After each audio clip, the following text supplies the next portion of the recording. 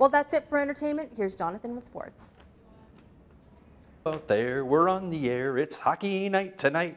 Well, it's hockey night almost every night, and tonight is no exception. But let's take a look at what happened in the NHL last night. The evening actually ended early for David Durzinski of the Sens after he was the victim of a devastating knockout by Fraser McLaren of the Leafs. The bout happened only 26 seconds into the game. Durzinski was down for quite some time before being helped off the ice. He suffered a concussion and did not return to the game, which Toronto won 5-4.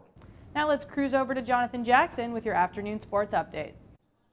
Thanks, Daniela. Big news today as the NHL announces a realignment for next season. The Miami Heat's winning streak reaches 20 games. We'll also have figure skating and lacrosse coming up later today on Live at 5. Back to you, Daniela. Now let's go to Jonathan Jackson for a look at sports. Thanks, Malika. The Miami Heat's winning streak is 24 games and counting. The Leafs also won last night, and Canada makes the Women's World Curling Playoffs. It's all coming up later on today. Back to you, Malika. I'm Jonathan Jackson with Live at 5 Sports. Well, the NHL trade deadline isn't until next Wednesday, but the big fish, Calgary Flames captain Jerome Iginla, is already gone from the pond. Iginla is now a member of the Pittsburgh Penguins after a stunning trade last night. Stunning because it was thought he was actually being dealt to the Boston Bruins. The 35-year-old Iginla is the leading scorer in Flames history and spent 16 years with the club. In Pittsburgh, he'll be reunited with Sidney Crosby. You may remember it was Iginla who set up Crosby for the gold medal winning goal at the 2010 Winter Olympics. His debut with the Pens will have to wait, though. He'll not be in the lineup tonight as they go after their 14th straight victory. Also tonight, the Leafs are at home to Carolina. It couldn't last forever for the Miami Heat, and they ended up falling just a little short of history. The Heat saw their 27-game winning streak come to an end last night in Chicago. They were in tough throughout against the Bulls, with this play by Carlos Boozer pretty much putting the contest out of reach. The final score was 101-97. Miami settles for the second longest winning streak in NBA history. The Los Angeles Lakers won 33 straight in 1971-72.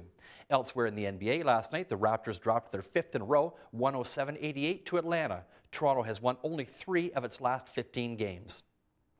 J.A. Happ is happy indeed. He signed a contract extension yesterday with the Toronto Blue Jays. The club also announced that he'll be Toronto's 5th starter when the regular season begins next week.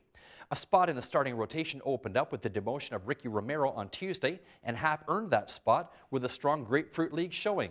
He'll make the start on April 6th against the Red Sox at the Rogers Center. The Sweet 16 will be cut down to the Elite 8 tonight and tomorrow as March Madness resumes.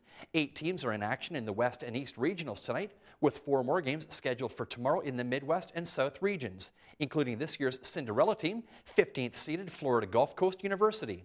Action on Saturday and Sunday will then determine the Final Four next weekend in Atlanta. And the CFL community is mourning the death of Ron Lancaster Jr. The longtime former assistant coach with Hamilton, Toronto, Edmonton, and Winnipeg was found dead on Tuesday night in his apartment in Hamilton.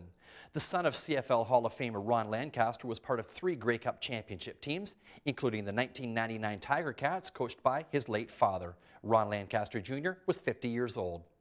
And that's all for sports for today. Here's Sarah DeSantos with entertainment.